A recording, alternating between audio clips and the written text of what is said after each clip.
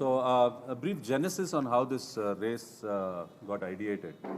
So, there is no such, this level of ultra cycling race in this country so far. Most of the ultra cyclists in India, and this is a relatively new sport in the sense it's not very common, and most of the ultra cyclists in India have to go to the US or other Western countries or far Eastern countries to really participate and show, their competitiveness.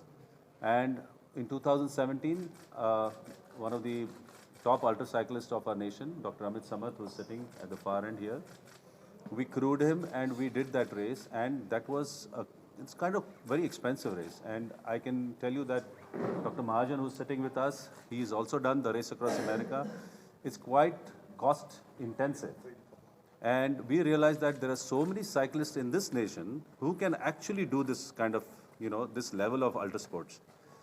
And that's where the ideation came that we should now develop a race in this nation, in this country, where we can give a chance to every, ultra cyclist at every level and make it so affordable that it's 1/10 of the cost. And that's what we dreamt of it. We started working on it for a year, and we found support across the nation, from Punjab to South India to everywhere, in a lot of it in Maharashtra. And we then ideated this race. And I have to tell you that we came and met the J&K Sports Council here, and we got wonderful support in the sense that, this is where it starts. This is where it begins. And we have been so well hosted by them. I have no words to really express this, And so this race was therefore ideated, conceptualized, and now we are here on penultimate race day. I'm very happy to say that all the details have been given, 3,600 kilometers. We must appreciate what this race entails for these participants. We have 12 solo and 3 teams, team of 4 teams, 3 teams of 4 and a team of 2, and totally about 24 racers. And each of those racers have 6 to 8 of their team members. So total 150 people have come from all over the nation, to participate in this race. There are more than, I think, 30 odd cars, because, this race is a supported race. So when we say a supported race, the cyclist has to have a vehicle following the cyclist at all points of time, and the cyclist has to ride something like 20 hours on an average every day. He has to be on the saddle for 20 hours on an average. And he has to be hydrated, and he has to be given food while he rides. This is the format of the race. We flag off and then we see them at the end.